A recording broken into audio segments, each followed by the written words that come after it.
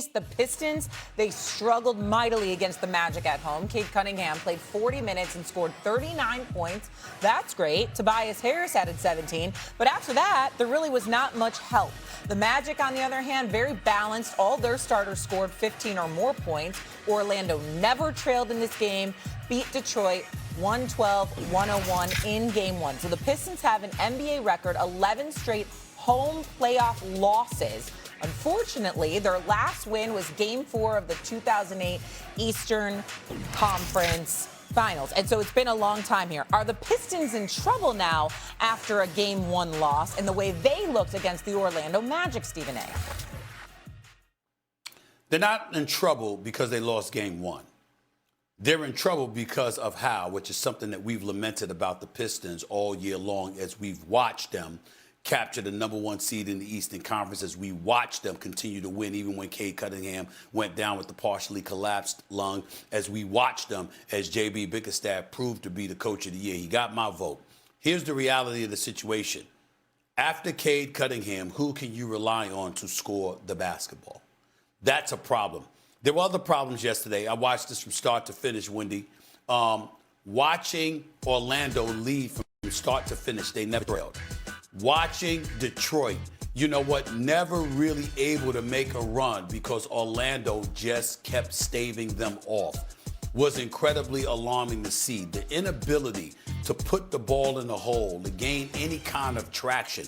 And most importantly, when you did make a couple of shots or whatever, Orlando would come right back and do the same. You have 5 starters, all in double figures, okay? Led by Paolo Banchero, who I like a lot, had finished with 23 points, 53% shooting. You weren't able to stop him. I'm looking at Detroit, and I'm like, where's that other dude? Last year, even though they lost home games to the New York Knicks, I remember when Malik Beasley was there, and that meant everything to them. It was a big, big deal, and it helped them immensely. That's not necessarily the case this year. And I think that right now, looking for Jalen Duren is going to be a big-time player in this league. He already is formidable, no doubt about it. But he's not somebody that you want to rely upon to be your secondary offensive scorer for you. You need somebody at the 3 spot or somebody on an additional guard that's going to help Cade Cunningham in the open court really make stuff happen.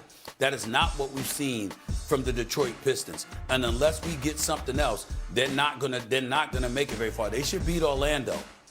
But it is a problem for them to score the ball. That's a huge, huge deal. And it better be something they rectify quick, fast, and hurry. Remember, the game slows down in the postseason. It slows down. Yeah, first off, a tip of the cap, obviously, to Orlando. You could have done a documentary about their last week, Shea. They have an embarrassing loss in Boston, get blown out in Philadelphia. Everybody thinks their season's cooked. Then they respond with one of their best games of the year to get into the playoffs. And then they keep it going with no prep time and have a terrific win in Detroit. Like, absolutely incredible performance from them down the line with like 1-8 on their team. But if you were a non-believer in the Pistons, and I've seen many, many teams lose Game 1 of a series and come back and win. I'm not necessarily talking about this series, as Stephen A. alluded to there. But if you were a non-believer in the Pistons, this game backed up everything you don't believe in them in, okay? And Cade was great. Cade had 39 points in this game, 13 of 27. Like, that is quality play by your MVP candidate. Stephen A., he set up 16 teammates for assist opportunities. 16 assist opportunities, four assists. 4 out of 16 off his. That just doesn't work. And here's the thing. Jalen Duren, who I voted for most improved player, I voted for third-team All-NBA. I am a big believer in Jalen Duren. 4 shots, Stephen A. So am I. Yeah. 4 shots, okay? And he gets roundly outplayed by Wendell Carter. Now, Wendell Carter played a great game. You cannot get roundly outplayed by Wendell Carter. You just can't have it. And so I have no doubt that Duren is going to bounce back. But you're talking about finding another guard to help him. Dennis Jenkins, he was 1 of 7 yesterday, and it really hurt the Pistons that Dennis Jenkins had a bad game. Their whole bench had a bad game. But this is kind of the point. Dennis Jenkins started the season as a two-way player. No offense to him. He's an incredible story. They upgraded him to a regular contract midway through the season. they're at the point, Stephen A., where they're like very reliant on a guy like Dennis Jenkins to have a good game because they need somewhere else for the offensive creation to come from. Here's the other thing. They were 28th in the league in 3-point shooting in total in number of makes. So when their offense isn't going, they can't really get bailed out. You mentioned not having Malik Beasley. That is exactly correct. It's not even just their percentage. It's one thing if you hit 33%, but at least you make 15 threes. They were 28th in the league in threes at 11 a game. They didn't even make 11 yesterday. So they have no margin for error offensively, and that came up to bite them in game 1. Here's the deal. Bain shot 1 of 8. Desmond Bain shot 1 of 8 from three-point range, and they still won. The Pistons, we've been raving about their size, their physicality all year long, particularly when they went against my Knicks, obviously. They show up yesterday, and they get beat up 54-34 in the paint. That's how much they got outscored. And when you talk about Cade Cunningham, Tobias Harris had 17 points. Nobody else for the Pistons scored in double figures. Nobody. That's not going to beat the Orlando Magic. So, again, we might think this is an aberration, and maybe it is. Or what if we come to find out that Orlando is indeed the more physical team? I can't imagine that being the case. But if they continue to out-physical Detroit, then Detroit is going to be in a world of trouble. I don't think they can afford to go down 0-2 to Orlando. Most importantly, I don't think it can happen courtesy of being out-physical. You've got to show up and show that the Rough Riders reside in the Motor City.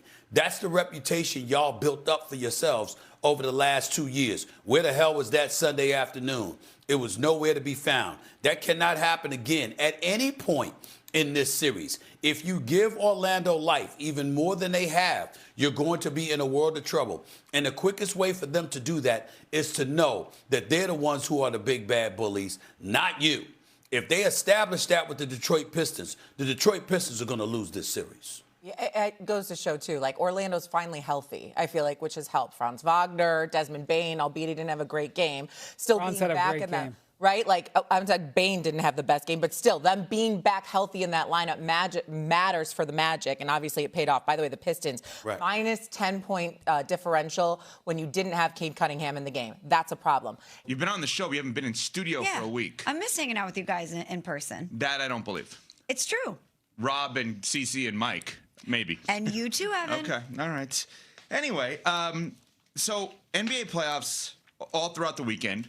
And the Orlando Magic go wire to wire on the Pistons, obviously, because why wouldn't they go wire to wire on the Pistons? The 8 seed over the 1 seed last night. That was the biggest upset. But Wemby gets his first playoff win. They beat the Portland Trailblazers 111-98. And I'm so excited to play this piece of audio. So Tim Duncan and David Robinson are sitting there, which, by the way, they took the free T-shirts. So you know they give out the playoff T-shirts? Yes. Duncan and Robinson took the T-shirts and wore them, which is great. Because, like, what are they now? They're just fans of the team. They're supporters. I'm sure they have some sort of employment in some capacity with the Spurs, but whatever. They're fans of the team. So those two guys, first ballot Hall of Famers, 5-time champion in Tim Duncan, watching Wemby.